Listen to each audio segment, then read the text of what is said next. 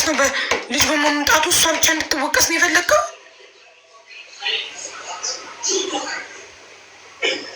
እሷ ዋጋ መክፈል አለባት። ጥላው በምን ዋጋ ከፈለች?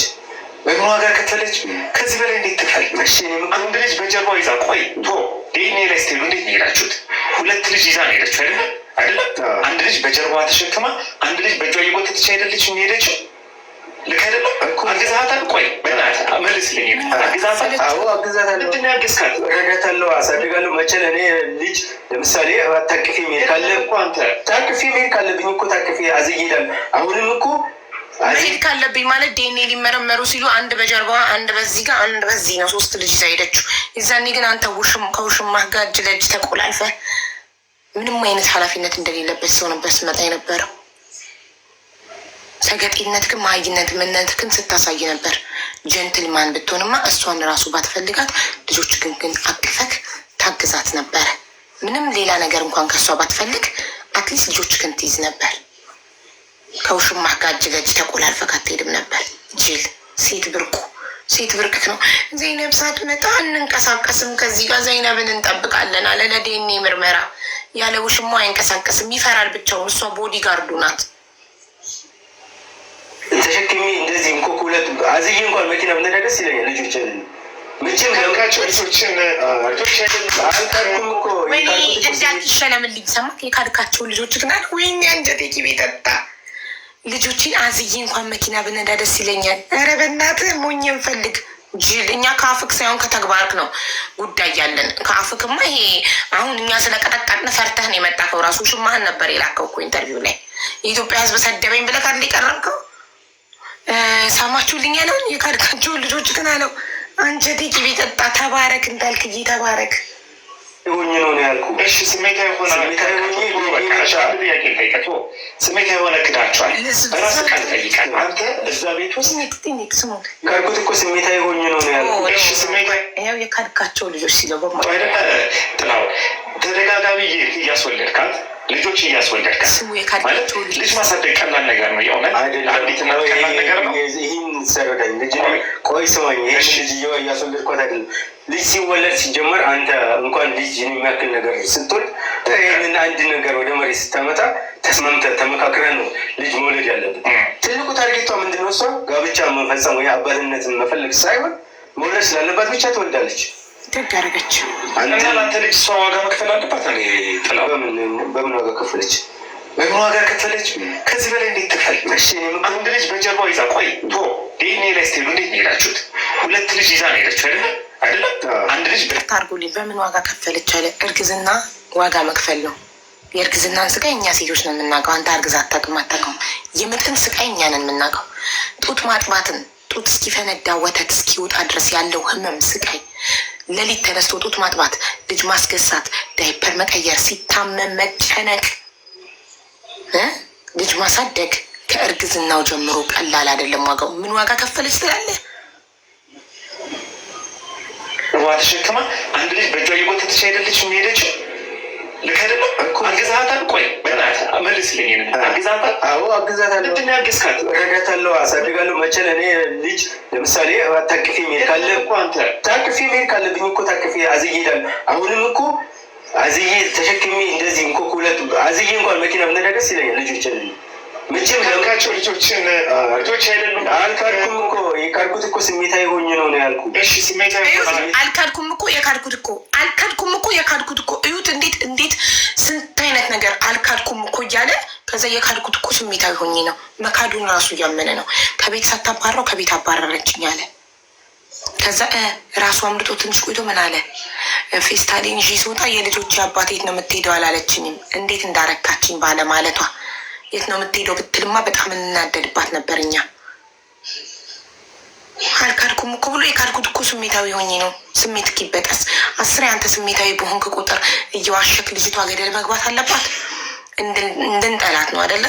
ሞር እንድንወዳት ነው ሀረግን ያደረከን። ምን ያህል እንደገፋሃት ከምን አይነት አስቀያሚ ሰው ጋር እንደኖረች ማሳያ ነው። 2 ዓመት ዞር ብዬ አይቻት አላውቅም እያልክ ራስክ እየመሰከርክ ልጆቹ የኔ አይደሉም እያልክ አሁን ለልጆቹ ዋጋ አልከፈለችም። አንተ ቤት ኖረህ ማታውቀውን አንተ ከውሽማህ ጋር እየተርመጠመጥክ ከክፍለ ሀገር እየተዝናናክ እሷ ናት እኮ ልጆቹን አብልታ አጠጥታ አጥባ አስጠንታ አስተምራ ጡት አጥብታ ዳይፐር ቀይራ ሲታመሙ ተሰቃይታ እያሳደገች ያለች እሷን መቼ ያየካቸውን ልጆች መቼ አደ ኢንድ ኦፍ ደይ መጠቅ ልጆቼ ልትል ነው እሷ ነፍታ ባሳደገችው ማፈሪያ ጥያቄ ጠይቀቶ ስሜት የሆነ ክዳቸዋል። በራስ ቃል ጠይቃል። አንተ እዛ ቤት ውስጥ ከታህሳስ ጀምሮ ታህሳስ ለመጨረሻ ጊዜ ከእሷ ጋር ካደራችሁበትና ግንኙነት ካደረጋችሁበት ለሶስተኛው ልጅ መጸነስ ምክንያት ከሆነበት ቀን ጀምሮ ከእሷ ጋር ተገናኝታችኋል? አልተገናኘም። የት ነበርክ? ስራ ነበርኩ። እሷ የራሷን ህይወት እየኖረች ነው። እኔም የራሴን ህይወት እየኖረች። እሷማ የልጆቿን ህይወት እየኖረች ነበር። ታውቃለህ ምን እንዳደረገች እዚህ ቤት መጣ? ታውቃለህ ምን እንዳለች ታስታውሳለህ? ያኛው ቪዲዮ አይተኸዋል? በነገራችን ላይ አላየኸውም? እዛ ቪዲዮ ላይ ምን አለች መሰለህ? ይኸውልህ ልባ ቴምር ስቴቶች ምክንያቱም ተሰድባለች አይደለ? እዚህ የሆነች ያንተ ፍቅረኛ ነኝ የምትል ሴት መጣ ዝርክርክ ነች ብላ የተሰደበችበት በሱ አይደለም። በኋላ እናወራለን። የተሰደበችበት ግን በንጽህና ጉለት ሳይሆን በሌላ እኔ እንደምፈልገው ሰው ስላልሆነች ነው። አንተ እንደምትፈልገው ካልሆነች ታዲያ ለምንድን ነው ለውሽማ ሄደክ የምታማት? ምንድን ነው እኔ የማልፈልገው ሰው እኔ እንደምፈልገው አይነት ሰው አይደለችም ማለት ካልሆነች ምን አባክ ነው 3 ልጅ የምታስወልዳት? ገና ከመጀመሪያው አንተ እንደምትፈልጋት አይነት ሴት ካልሆነች ጠላካት ለምን አልሄድኩም? ለምን አባክ ነው 5 እና 6 ዓመት እድሜዋን ያቃጠልክባት? ታዲያ እንደገና ሴት ሄደክ ለውሽማክ ያማካት ወንድ ሄዶ ሴትን ለሴት ያማል? ደግሞ ወንድ ነኝ ብለህ አፍህን አውጥተህ ሚዲያ ላይ ቀርበህ ታወራለህ እንዴ? ውሽማክ ከየት አምጥታ ነው የሰደበቻት? ሚዲያ ላይ ወጥታ የሰደበቻት? አንተ ያማህላትን ዝርክርክ ናት ብለካት ዝርክርክ ብለካት ሰደብካት። ንጽህናዋን አትጠብቅም አስባልካት። እኔም እኮ ከ3 ልጆች ጋር እንዴት ብዬ ትላታለች ሀረግ? እኔም እኮ 2 ልጆች አሉኝ። እሺ ሀረግን ይሄ ጥላውን ተብዬ ጥላቢስ የፈታት ትቷት ወደ አንቺ የመጣው ዘይነብ፣ ይሄ ጥያቄ ላንቺ ነው። ዘይነብ ተብዬዋ ወደ አንቺ የመጣው እሷ ሀረግ ዝርክርክ ስለሆነች ከሆነ ያንቺ ባልስ የ2 ልጆች አባት ለምንድን ነው የተዋሽ? ወንድ ልጅ ሴት ልጅ ሲተው ምክንያት አለው አልሽ። ሴት ልጅ ራሷን ከጠበቀች ወንድ አይተዋትም አልሽ። ወንድ ብርቅሽ ነው፣ አንቺ ወንድ በብር ትገዣለሽ። ኦኬ ዜን ያንቺ ባል የ2 ልጆች አባት ሞቶ አይደለም በሞት አይደለም የተለያያችሁት፣ በህይወት አለ። ለምን ፈቶሽ ሌላ ሴት አገባ? አንቺ ፐርፌክት ከሆንሽ እና ሀረግ ዝርክርክ ከሆነች ንጽህናዋን የማጠብቅ ከሆነ በድህነት ምክንያት አንቺ ልጆች አንድ ላይ እያደጉ ነው እንዴ? እዚህና እዛ ተበታት ነው አይደለ ያሉት? ልጆችሽን እያሳደግሽ ነው ወይ? ጀግና እናት አልተባልሽ? ልጆችሽን ስብስብ አድርገሽ አንድ ላይ እያሳደግሽ አይደለ? ወንድ እያሳደድሽ እኮ ነው ያለሽው ዘይነብ። ያውም ባለትዳር ወንድ ከሚስቱ ወስደሽ አስልመሽ ልታገቢው። ይህን ያህል ነው ወንድ የጠረረብሽ። ይህን ያህል ነው የወንድ አራራ ያለብሽ፣ የወንድ ችግር ያለብሽ። በገንዘብሽ ገዝተሽ ሰካራም ስካሩን አስተሽ በገንዘብሽ ገዝተሽ ብዙ መኪና ገዝተሽ ብዙ ነገር አድርገሽለት አደ ኢንድ ጥሎሽ ብሄድስ ወይ ከገንዘብሽ አልሆንሽ ወይ ከክብርሽ አልሆንሽ። ክብረ ቢስ። እሱን እናወራለን። ነገር ግን ህዝብ በጣም አዝኖ ስለነበረ ቴምር ስቴቶች መጥተው ልብስ እንግዛልሽ አሏት። ኦኬ ልብስ እንግዛልሽ፣ ያለሽን ውበትሽን እናስወጣልሽ፣ ፀጉርሽን እናሰራልሽ ምናምን ሲሏት ታውቃለህ፣ ቡቲክ ድረስ ሄደን ነበረ ልብስ ልንገዛላት ሄደ።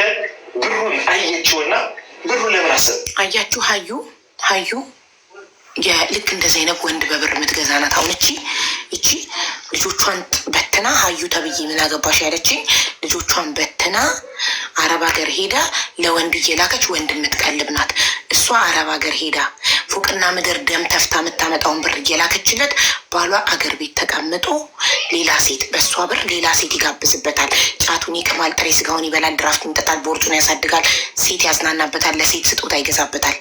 እሷ ግን ማዲያት እያወጣች እያለቀች ስትገባ አርጅተሻል፣ ደክመሻል፣ አልፈልግሽም ይላትና ሌላ ፍሬሽ ሴት ያገባል። ይሲ እናንተ እንደዚህ አይነት ሴቶች ወንድ አምላኩ ናችሁ፣ ወንድ ታመልካላችሁ። ከዛስ እኔ ልጆቼ በሚበቃቸው ልክ ላስጌጣቸው፣ ላሳምራ። አያት አይደል? ይሄን ያለችው እናት ስለሆነች ነው። እችን እናት በምንም ተአምር የተለየ ነገር አልሰራችም ማለት አንችልም። ነግራኛለች። የምትደግመው እሷ ነች። ነግራኛለች። ቴምር ሪል ስቴቶች ምን አረጉልሽ ስላት ቡቲክ ወስደው ልብሶች ልብሶች፣ የተለያዩ ልብሶች ሞል ወስደው እንግዛልሽ፣ ፀጉርሽን እናሰራሽ፣ ጥፍርሽን፣ ቆዳሽን ምናምን እናሰራሽ፣ ፏ እናርግሽ አሏት። አይ እኔ አልፈልግም፣ ብሩን ስጡኝና ለልጆቼ ላርግበት። ዩሲ ምን አይነት እናት እንደሆነች፣ ለልጆቼ ላርግበት አለች። ካሹን ብሩን ስጡኝና ልጆቼን ላሳምርበት፣ እኔ ይቅርብኝ አለች። ይሄ ነው እውነተኛ እናትነት። በጣም ነው አንጀቴን የበላች። አንድ ልጇን ተሸክማ ይዛ በአንድ ልጇ በጀርባ ይዛ ቦታ ለቦታ የምትንቀሳቀሰው እሱ አይደለች። እናት እኮ ግዴታ አለበት።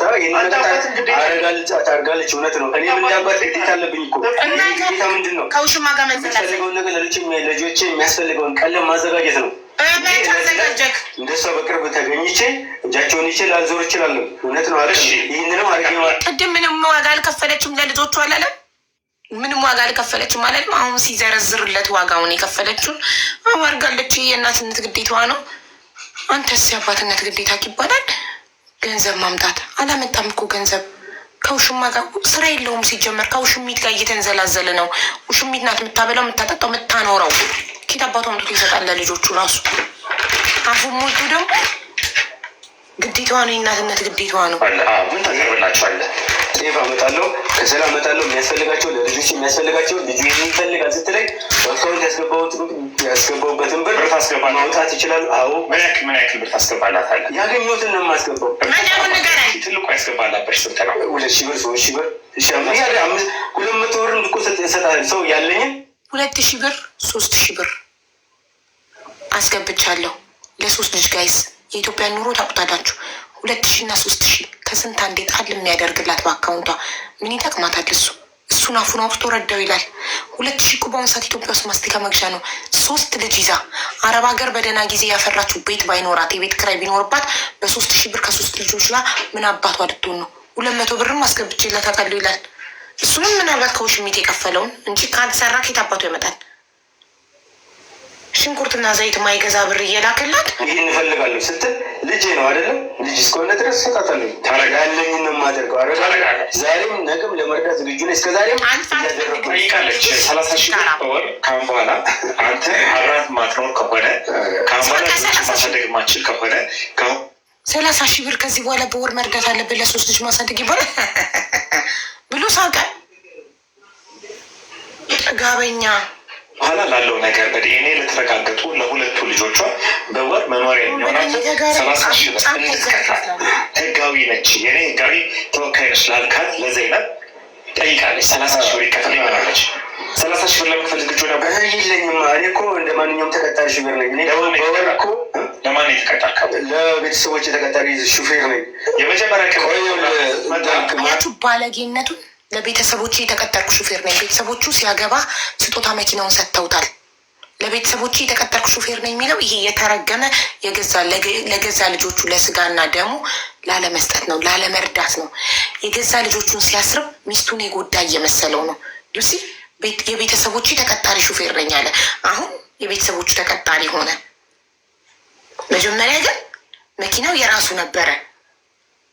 ልጆቹ የኔ አይደሉም ብሎ ካደ ላለመርዳት። በዲኤንኤ ደግሞ እርቅ ማዕዶች ደግሞ በራሳቸው ብር ዲኤንኤ ያስመርምረው ልጆቹ የራሱ መሆኑ ደግሞ ሲታወቁ አሁን የቤተሰቦቹ ተቀጣሪ ሹፌር ሆነ። የእናትና አባቱ ተቀጣሪ ሹፌር ሆነ። ጣልቃት ባብ እኔ ማስረዳት ብዙ የመናገር ችሎታ የለኝም። ሀሳብን አታስረሳኝ ይሻል። እኔ አባቶቼ ጥሩ ናቸው። ጥሩ ማለት ሰማችሁት? ጋዜጠኛ ሆነ ያለም ጣልቃት ትግባብኝ ጭራሽ የራሱ ሚዲያ መሰለው። ወይኔ እንዳልክ ትግስትክ ታውቃለች ማለት ይህን መጠየቅ ይቻላል እኮ። አንተ በ2,000 ብር ነው እየኖርክ ያለ። በ2,000 ብር ደሞዝ ነው የምኖረው። በ2,000 ብር ደሞዝ አንተ እየኖርክ ያለ ደሞዝ። ስለዚህ በ2,000 ብር ነው እየኖርክ ያለ ያደኩት። በእርግጥ በስሜታዊ ሆኜ ለተናገርኩት ነገር ሁሉንም ይቅርታ እጠይቃለሁ። በስሜታዊ ሆኜ የተናገርኩት እንጂ አውቄ ሆን ብዬ እሷን ለመበደል እኔ እኮ 9 ሚቶች ናቸው ያሉ እንድትከፍላት ህጋዊ ነች። የኔ ህጋዊ ተወካይ ነች ላልካት ለዘይነብ ጠይቃለች። 30,000 ብር ይከፈል ይሆናለች። 30,000 ብር ለመክፈል ዝግጁ ነበር? የለኝም። እኔ እኮ እንደ ማንኛውም ተቀጣሪ ሹፌር ነኝ። በወር እኮ ለማን የተቀጠርከው? ለቤተሰቦች የተቀጣሪ ሹፌር ነኝ። የመጀመሪያ ማን ጣልቃ አትግባብኝ። እኔ ማስረዳት ብዙ የመናገር ግጥ በስሜት አይሆንም ሆኜ ለተናገርኩት ነገር ሁሉንም ይቅርታ እጠይቃለሁ። በስሜት አይሆኝ የተናገርኩት እንጂ አውቄ ሆን ብዬ እሷን ለመበደል እኔ እኮ 9 እህቶች ናቸው ያለኝ። 9 የእህቶች ወንድም ነኝ። እናቴም ሴት ናት። መበደል ሴት ልጅ መበደል አልፈልግም። መቼም ዛሬም ነገር መበደል አልፈልግም። ይህንን ነገር ያልኩት እሷን ለመበደል፣ እሷን ለመኮንን፣ እሷን ለመወንጀል አይደለም። ይህንንም እዚህ ደረጃ ድረስ የመጣሁት ካየሁት ቪዲዮ ከተሰጠኝ ስም አንጻር ነው። ይህንን አይገባኝም። እኔ አሳድጋለሁ፣ እረዳለሁ፣ ልጆችን አግዛለሁ። በወር 30 ሺህ ብር እኔ በወር የሚከፈለኝ ደሞዝ 2 ሺህ ብር ነው። በቀን ባገኝ 1,000 ወይ 500 ብር። ይህንን የስራ ባልደረቦች ማንም ሰው መጠየቅ ይቻላል። የምሰራው ሹፌር ነው። የምን አይነት ሹፌር? የቅጥቅጥ ሹፌር ነው። ቅጥቅጥ መኪና። በቀን ስንት ብር ታገኛለህ? በቀን ገቢ ነኝ። በሳምንት 1 ቀን ነው የምሄደው። ላገኙም ላላገኙም ይችላሉ። በወር ግን የማይቋረጥ 2 ሺህ ብር ደሞዝ። ስለዚህ በ2 ሺህ ብር ነው እየኖርክ ያለ? አዎ ታውቃለች። ይህንን መጠየቅ ይቻላል እኮ። አንተ በ2 ሺህ ብር ነው እየኖርክ ያለ? በ2 ሺህ ብር ደሞዝ ነው የምኖረው። በ2 ሺህ ብር ደሞዝ አንተ እየኖርክ ያለ? አናቱን እኔ እንደሚፈላ ከዚህ ቤት ሰራተኛ እንኳን ስንት ነው ደሞዙ? በአሁኑ ሰዓት 2 ሺህ ነው ደሞዜ ብሎ ሽምጥጥ እንትን እንዳይባል እኮ ነው። ለልጆቹ ተቆራጭ እንዳያረግ እኮ ነው። አሁን በዲኤንኤ አባትነቱ ስለተረጋገጠ በፍርድ ቤት ተቆራጭ እንዳያረግ በቃ ደሞዜ 2 ሺህ ነው ብሎ የቤት ሰራተኛ እንኳን እኮ በዚህ ሰዓት 2 ሺህ አይከፍልም። እንኳን የቅጥቅጥ ሹፌር እስኪ የቅጥቅጥ ሹፌር ባል ያላችሁ ሰዎች ደሞዛቸው ስንት ነው ንገሩ። ኢትዮጵያ ውስጥ የምትኖሩ ይህ ለሹፌር የሚከፈለው አበድም እኮ 2 ሺህ ብር 3 ሺህ ብርም ሳገኘ 100 ብርም 200 ብር እሰጣታለሁ። ስራው ይለያያል። ይህ ቋሚ ደሞዜ ነው። እሺ ስራ ኖረው ስራ ያለቀን በፊት ሳገኝ 100 ብር ካገኘው 200 ብር ካገኘው ወይ 50 ብር ተካፍዬ 50 በልቼ 50 ለነሱ አደርጋለሁ። ጠቅላላ በወር በአማካይ እንደው አጣሁኝ አላገኘሁም ብትል ስንት ብር ታገኛለህ? አላገኘሁም ብል ቢያንስ 6 ሺህ ብር 7 ሺህ ብር አገኛለሁ በወር። አላገኘሁም እንደው ከውጭ ቀሪ ስራ የለም። ታውቃለህ፣ ስራ የለም። ወጥቼ ላላገኝ ይችላለሁ። እንኳን ማግኘት ሞትም አለ።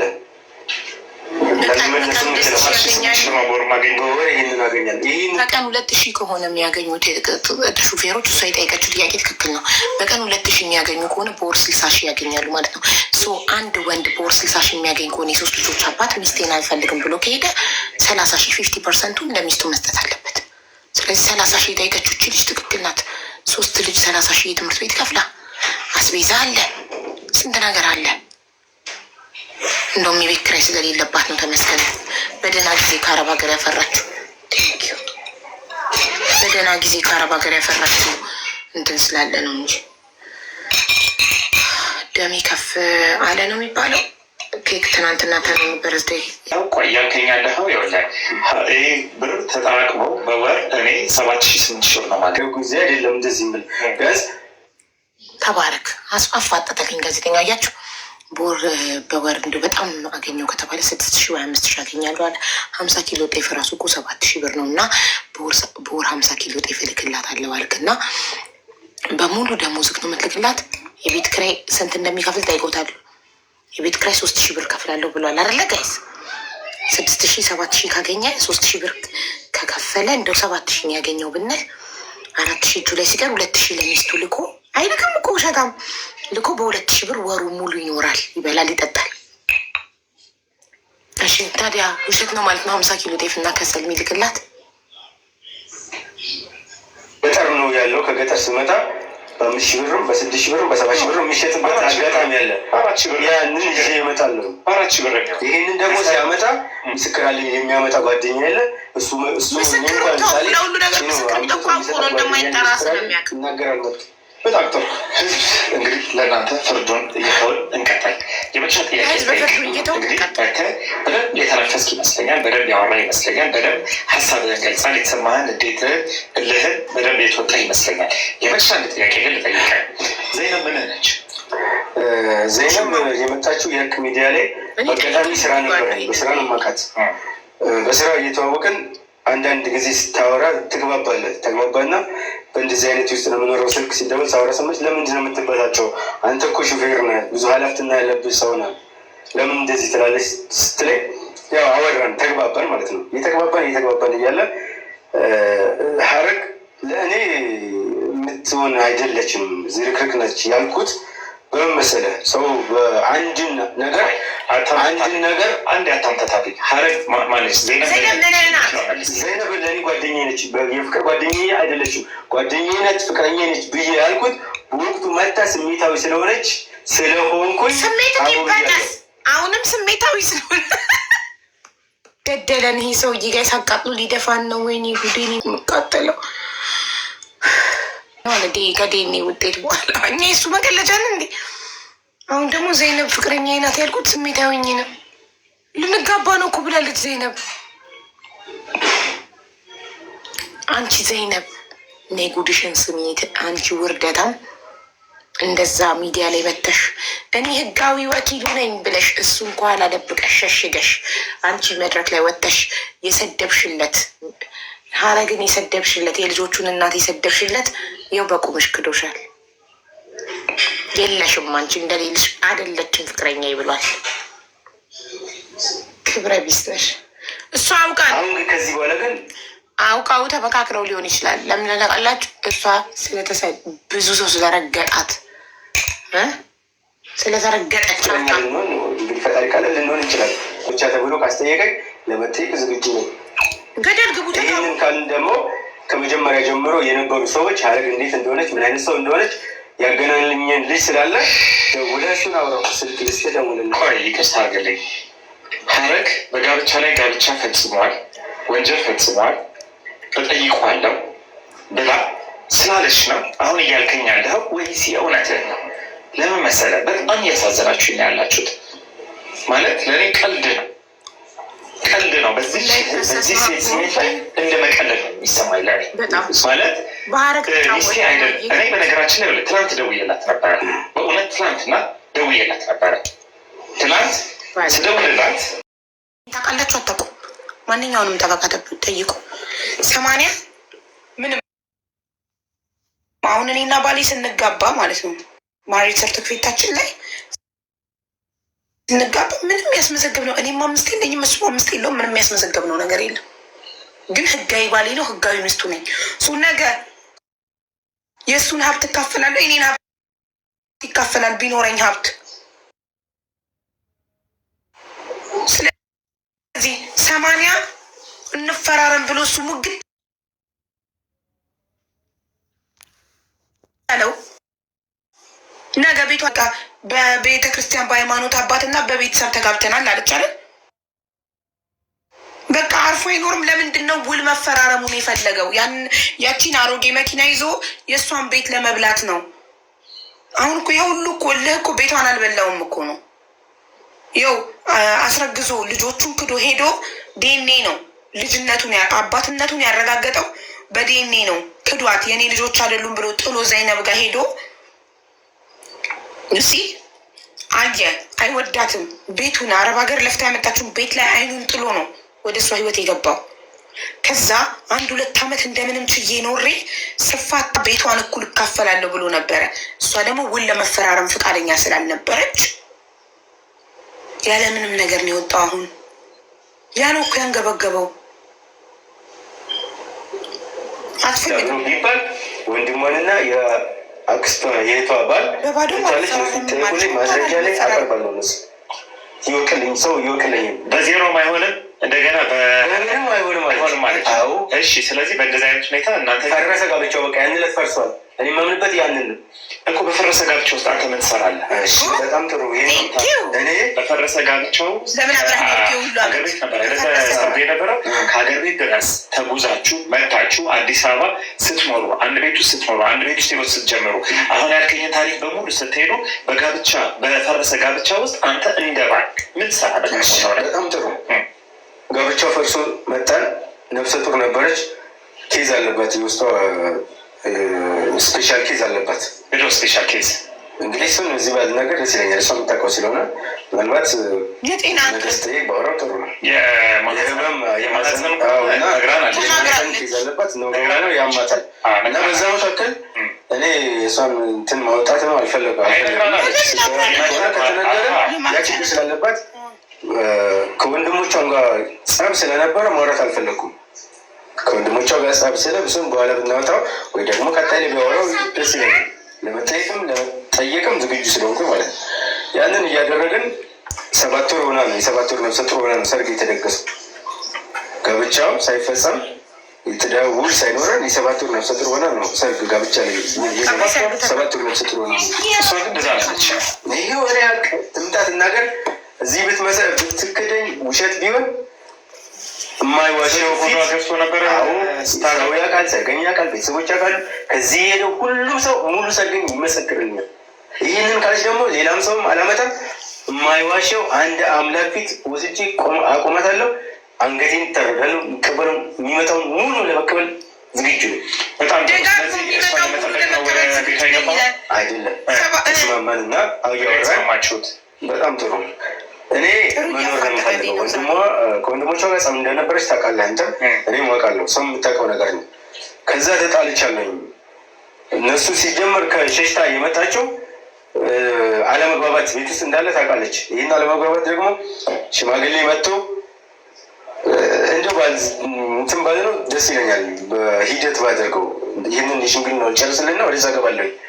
ቤት እየኖርን የመጣችበትን ምክንያት እነግራለሁ። እንዴት ወደ ተከራዩበት ቤት እንደመጣች ያንን እየተግባባን እንግባባለን ብለን በቃ ከሽምግልና በኋላ አሁን የ7 ወር እርጉዝ ሆና ተደገሰ፣ የ5 ወር ሆና የ8 ወር ሆና አይመለከተንም ማለት ሰርጉ ተደግሷል። ባይ ኤኒ ታይም ይሆን እሱን እንደ ትልቅ ኬዝ የሚያወራው እሷን ውሸታም ለማስባል ነው። ለምን እሷ ተጋባን በሰርግ እንጂ ሌላ ምንም ስለ ጊዜው ያወራችሁ ነገር የለም። ግን አሁን እሱ በእንትኑ ማግስት በሽምግልና ማግስት ውሉን ባለመፈራረማችን ምክንያት እሷ ቤቷን ልታስመዘግብ ፈቃደኛ ባለመሆኗ ምክንያት ጋብቻችን ፈርሷል አለ ጋዜጠኛው። ጥሩ ጥያቄ ጠየቀው። ታዲያ በፈረሰ ጋብቻ ምን ታደርጋለህ? ይህን ሁሉ አመት ለምን አብረካት ኖርክ ሲለው ስፔሻል ኬዝ ስላለባት ላይክ ምንድን ነው ብለን እንድናስብ የማህፀን ካንሰር የማህፀን እጢውን ከሆነ ነግራናለች አሉ። አይኔ የእሷን እንትን እንዳላወጣ ላይ የእሷን ገበና እንዳላወጣ ብዬ ነው። እሺ በጣም ጥሩ ሰው ነክ። ከዛ ደግሞ 10 ከወንድሞቿ ጋር ጸበኛ ስለሆነች በዛኛውም ኢንተርቪው ቤተሰቦቿ አይወዷትም፣ ወንድሞቿ አይወዷትም ብሏል። እኛ እሷን እንደ መጥፎ ሰው እንድናያት ቤተሰቦቿ ካልወደዷት ስለዚህ ጥሩ ሰው አይደለችም፣ ከወንድሞቿ ጋር ጸበኛ ስለሆነች ስለዚህ ጥሩ ሰው አይደለችም ብለን እሷን እንድንጠላ ገባች። እሱን እንድንወድ እሱ ጥሩ ሰው ነው ብለን እንድናስብ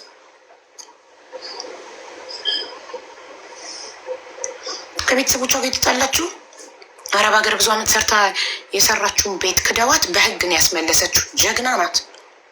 በገንዘቧ ከማንም ጋር ልትደራደር አይገባም። ጀግና ስለሆነች ቤተሰብ አልበላባትም። የአረብ ሀገር ላቧን ቤቷን ባል አልበላባትም። ዛሬ ወደ ዘይነብ ሲሄድ ግማሹን ቤት ተካፍሎ ነበር የሚሄደው። ጀግና እምቢ በማለቷ ቤቷን በመምረጧ ይኸው 3 ልጆቿ ጎዳና ላይ አልወደቁም። ልጆቿን ይዛ በቤቷ እየኖረች ነው።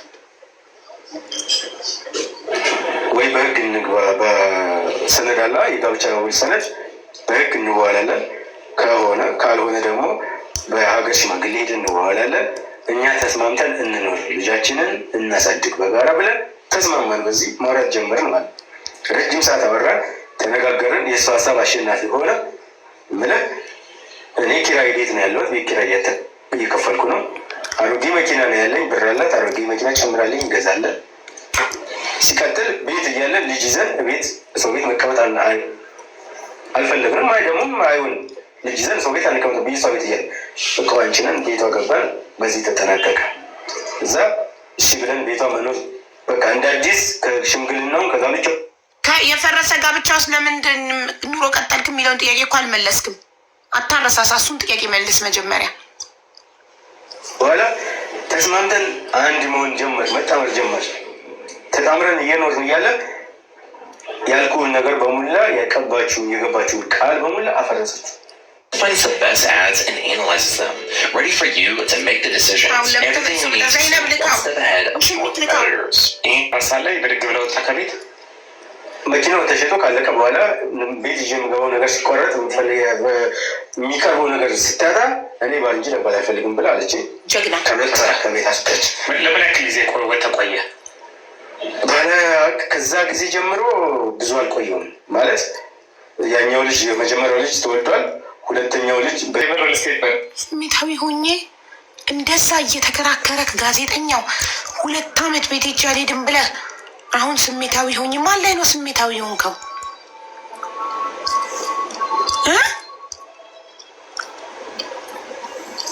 ደፋር ባች ላይ በመላ ስሜት ይብላል። መብታዊ ስልክ ብቻ በመደወል አብራችሁ እንድትቆዩ እንዳበረታታ ላይ እዚህ ፕሮግራም አጋርቻችን ትምህርት ሴትን እጅግ በጣም አመሰግናለሁ። ሀረግ እዚህ ቦታ ላይ ቁጭ አድርገን ልጆቹ የኔ አይደሉም ብላታል። የኔ አይደሉም በማለት በጣም የተጎዳችው አልቅሳለች፣ ተናዳለች፣ አዝናለች። ከዚህ ዲኤንኤ ምርመራ ቦታ ድረስ እስከምናየ ድረስ አንተ በልብ ያመንከው እርግጠኛ ሆነ ቦታው ላይ የተገኘው ልጆች ስላልሆኑ ነው ዲኤንኤ ምርመራ ያካሄድከው አይደለም። ፋይናሊ ግን ልጆቹ ሆኑ። ሀቡ 80 ከሌለ መካፈል አይቻልም። ፕሊስ ሀቡ፣ እኔም እንደዛ አይነት ሁኔታ ላይ ነኝ። አዎ 80 ከሌለ ቤትም ሀገር ህጋዊ የመሬት ሰርተፊኬት ከሌለሽ ይህ መሀይሞች የሚመክሩሽ እንዳትሰሚ። ባልና ሚስት 3 ወር አንድ ቤት ከኖረ ባልና ሚስት ነው። ወሬ ነዋ፣ ለወሬ ለቀበሌ ለሀሜት ለወሬ። አዎ ባልና ሚስት ነው። ፍርድ ቤት ቆመሽ ግን ሀብቱን እኩል ሰንጥቀሽ ለመካፈል 80 ያስፈልግሻል። ህጋዊ የማሬድ ሰርተፊኬት ያስፈልግሻል። ገባሻ? ስለዚህ አንቺ የሚወስድብሽ ነገር ከሌለሽ እሱ ሀብታም ከሆነ መፈራረም አይፈልግም እንዳትካፈዩ ነገር። ስለዚህ ተፈራረሚ እሺ እናቴ። ሀረግ ባለመፈራረሟ ነው አሁን ቤቷን ያዳነችው። ይህኔ 80 ቢኖራት እኩል ሰንጥቆ ነበር የሚካፈላት። ተገኝቶ ለሀረግ የምትላት ነገር አለ ወይ? ሀረግ እኔ በጣም ጥሩ ነው።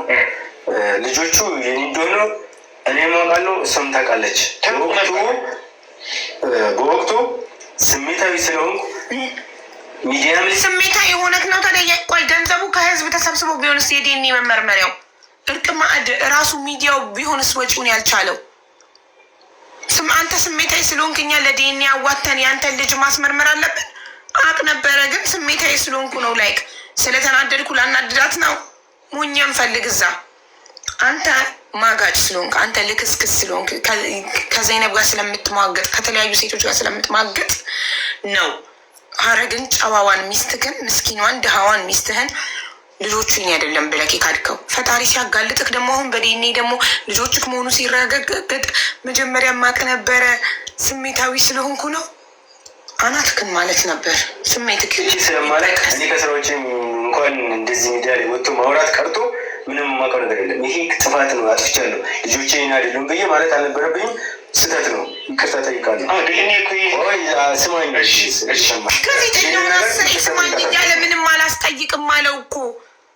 አንተ ስማኝ ነበር ምለው እኔ በሆኑ እዛ ቦታ ላይ ዝም ብሎ ስማኝ። እኔ እንደዚህ ያልኩበት ምክንያት የራሴ ምክንያት አለኝ። በጣም ጥሩ ምክንያቴ፣ አንደኛ ስታረግዝ፣ የመጀመሪያው ልጅ ስታረግዝ በምን አይነት ሁኔታ እንዳረገዘች ታውቃለች። ሁለተኛው ልጅ ስታረግዝ በምን አይነት ሁኔታ እንዳረገዘች ታውቃለች። ሶስተኛው ልጅ ስታረግዝ በምን አይነት ሁኔታ እንደ ባልና እንደ ሚስት ሳይሆን ፍቅር ኖሮ ሳይሆን በአንዳንድ ቀን ግንኙነት ነው ረገዝም ወይ ነው እኮ። ስማኝ፣ ያደረገኝ መሀይም እኮ ስለሆነ ነው። መሀይም እንዲህ ነው። አያችሁ፣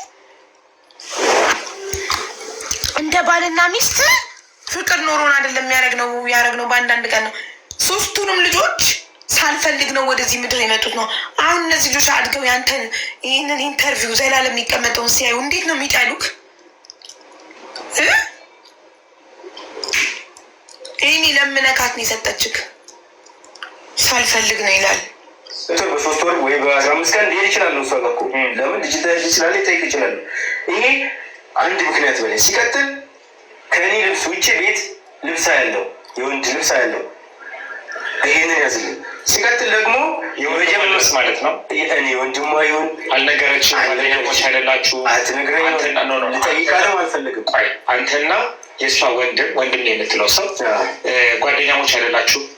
ያው በስራ እሱም ስራ አለው፣ ሰራተኛ ነው። እኔም እንታወቃለን። የተዋወቃችሁ የእሱ ልብስ የተሰቀለው የመከላከያ አባል የሆነ ሰው የእሱ ልብስ ተሰቅሎ እንዴት በሌላ ወንድ ጠረቃ? እኔ አላውቅም። እሱ ልብስ ነው ያየው አይደል? እኔ አላውቅም። የእሱ ልብስ አለ ፐርሰናሊ ልብስ ተሰቅሎ ያለው ደግሞ እውነቱን መናገር ስለማይፈልግ እኔ አላውቅም።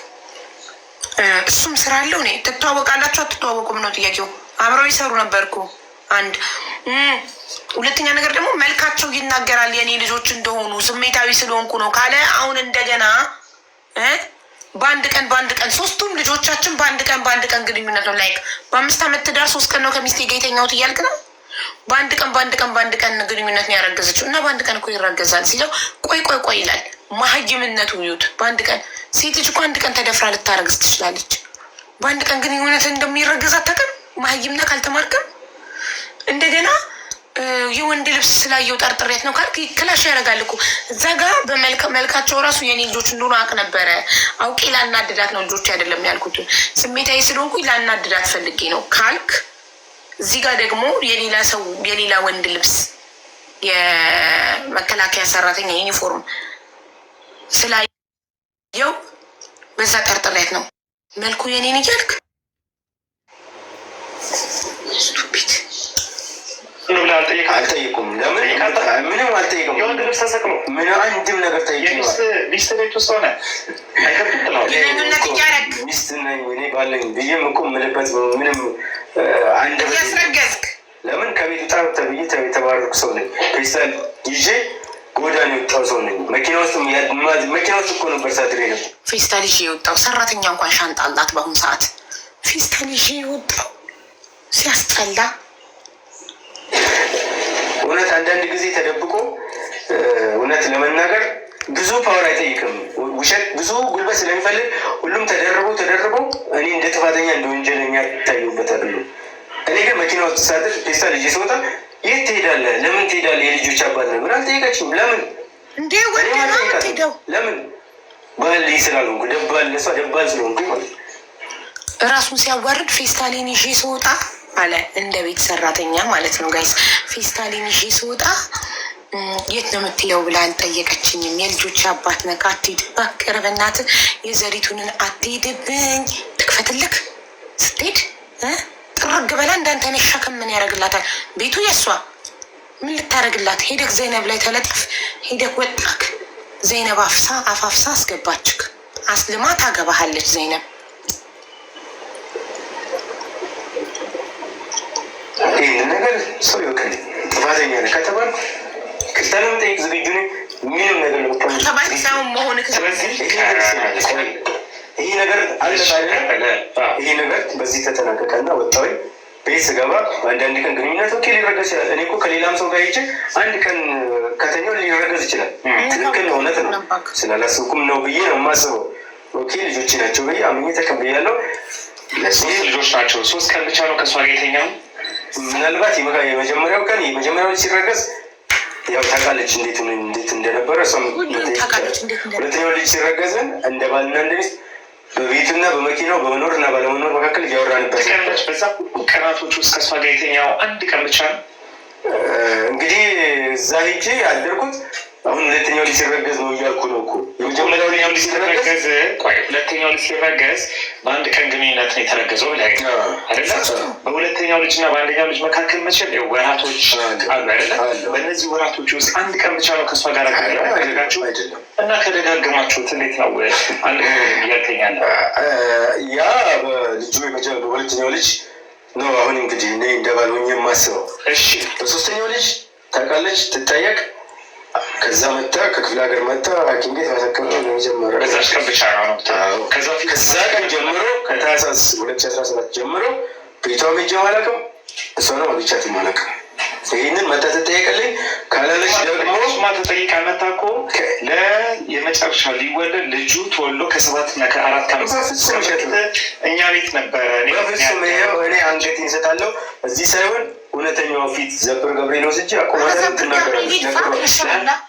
አሁን እኮ ቱ ዘ ፖይንት ማስረገሱ ሲታወቅበት ዲኤንኤን ውጤት ሲታወቅበት 2 ዓመት ቤቷ ሄጄ አላውቅም፣ በአካል አግኝቻት አላውቅም ያለው ሰውዬ የ6 ወር ልጁ ተመርምሮ ዲኤንኤ የእሱ ልጅ መሆኑ ሲሆን ደስ ብሎኛል። መልኩም እኮ ሲጀመር የኔን ይመስል ነበር ካለ መጨረሻ ላይ ልትወልድ ስትል የመምጣቱ ጉዳይ መጣ ቀረ። ምንድን ነው አውቆ እዛ ላይ ፎከስ የሚያደርገው? ለምንድን ነው? እኔ አልገባኝም። እንዴ ዋናው ነገር እሱ ደጋግሞ ምሎ እዛኛው ኢንተርቪው ላይ አስረግጦ 2 ዓመት አግኝቷት እንደማያውቅ ቤቷ ሄዶ እንደማያውቅ ነው አይደለ? እሺ 6 ወር ልጅ ደግሞ የእሱ ከሆነ 6 ወር ልጅ ጽንስ እርግዝና 9 ወር 9 ወር ሲጀምር ዓመት ከ3 ወር ከዓመት ከ3 ወር በፊት እሱ ከእሷ ጋር አድሯል። እሱ ግን 2 ዓመት ብሎ ሽንጥጥ የ3ኛው ልጅ ይህን አይደለም ብሎ ሽንጥጥ። አሁን ደግሞ ሌላ ነገር ይፈልጋል። ምን አይነት ሰውዬ ነው ግን? በፈጣሪ ስም ምንም ነገር ዋሽቼ ምንም ነገር ጨምሬ ምንም ነገር ከሷ እንደዚህ እንድትጎዳ አልፈልግም። እውነታውን ነገር ብቻ ግን ሰውና እሷ እንዲያቆልኝ ይፈልጋል። ስለዚህ ሀረግ ዋሽታናለች። አዎ እኔ እዚህ ሳይሆን ጊዜ ይሰጠኝ ሄጄ መጥሪያ አምጥቼ ወስጄ በቤተክርስቲያን በአባቶች የምትለውን ቃሏን ይዤ እመጣለሁ፣ ለህዝብ አሳውቃለሁ። በጣም ጥሩ እንቀጥል። እሺ ይህንን እንቀጥል።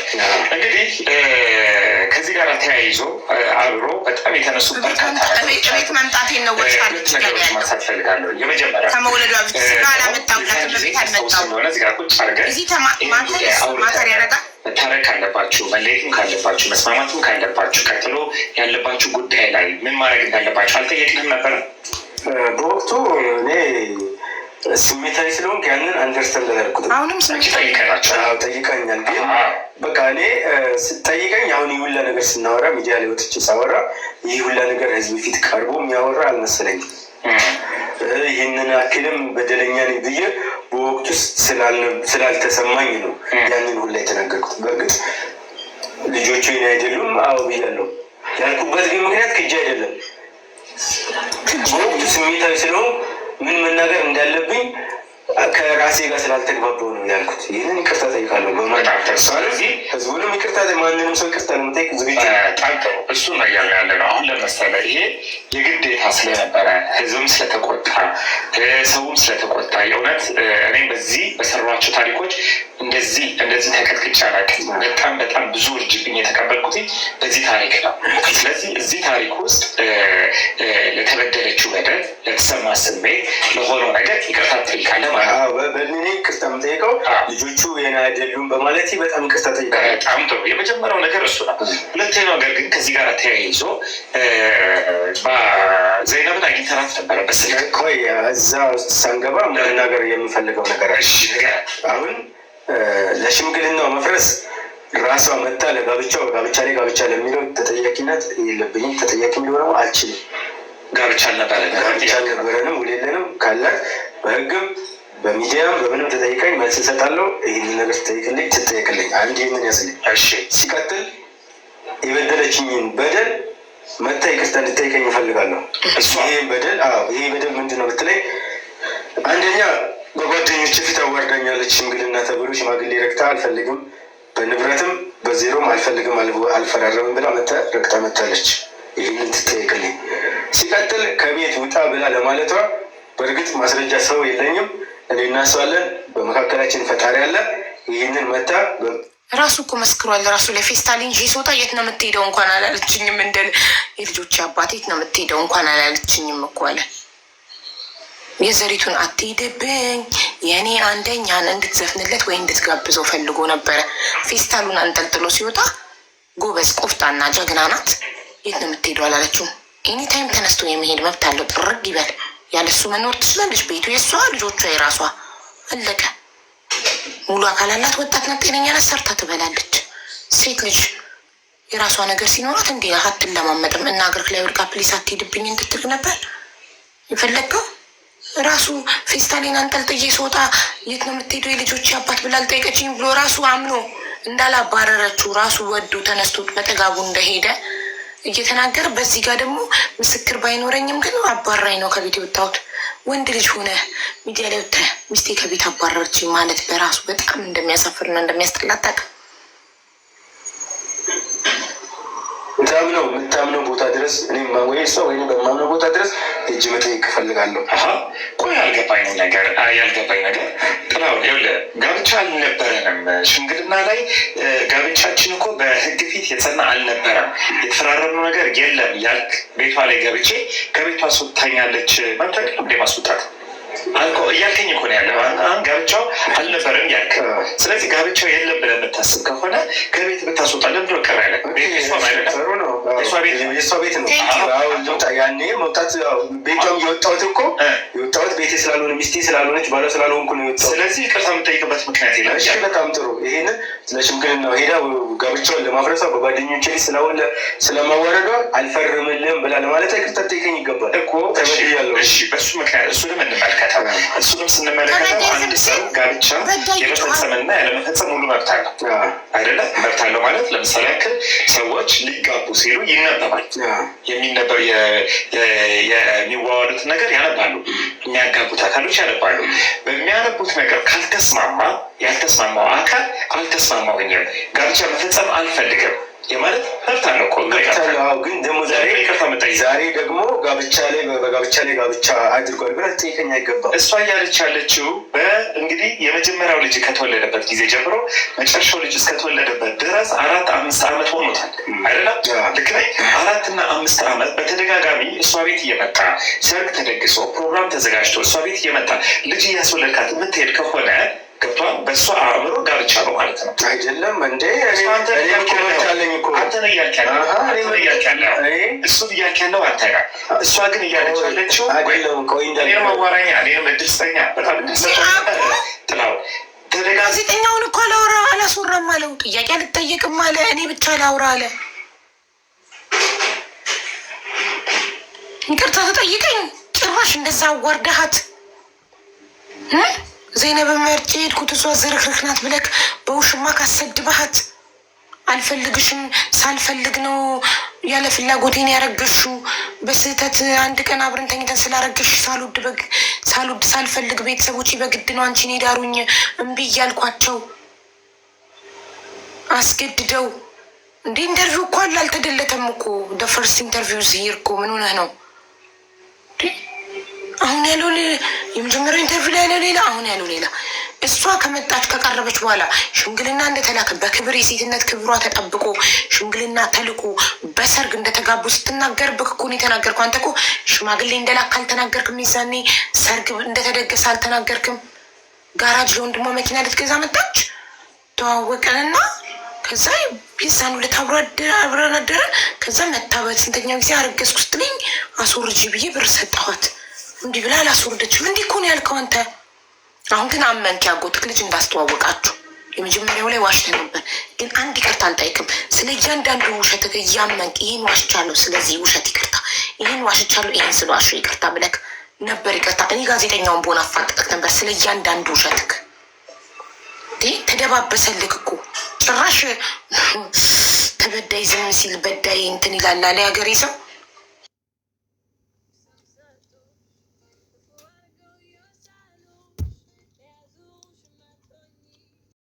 እውነት አቁምልኝ፣ በጣም ተናድቻለሁ። አንዴ እሺ አቁሞና እመልሳለሁ። እሺ እንዲደውልልኝ ንገሪው፣ ለልጄ ልደት ካርድ ፈልጌ ነው ብላት። ከዛ በኋላ እሱ የሚስትህን ቁጥር ስጠኝ አለችው። ያቺ ዘይነብ ተቀብላ ለሀረግ ደወለች። ዘይነብ ቦስ፣ ዘይነብ አለቃ። እኔ እንደዚህ አይነት ህይወት አለ። እኔ እንማራ እንደ ወንድም እንማራ ሚዲያ ላይ ቢሆን ለሀረግ ስልኳን የሰጠኋት ለዘይነብ ስልኳን የሰጠኋት እኔ ምን ብለህ በለኝ። እኔ የራሴ ህይወት አለኝ። ልጆችን መርዳት ባለብኝ ሁኔታ እረዳለሁ። እንደዚህ ነች እያለች እኔ አንድ ዶክተር ወይም አንድ ሰው ቢሳሳት አንድ ሰው ነው የሚያበላሸው። እኔ ግን በአንድ ስህተት ብዙ ህይወት ነው የማበላሸው። እየነዳው አንተ ሲጀመር ና ብለህ ቀጥረኝ አልቀረውም። መች ጠርተኝ መች ቀርቻለሁ? እዚህ ሚዲያ ላይ ና ቀረብ ተብዬ ቀርቻ ቃለች እና ለዲኒ ሲባል መጥቻለሁ። ዲኒ ተውኝ። መጀመሪያ ሚዲያ እንደሆነ አላወቅኩም አላለም። እና የተደቀኑ ካሜራ የሚቀረጸው ለምንድን ሲሆን እንጂ አላለም። አሁን ሚዲያ ላይ ስጠራ መች ቀረዋለ?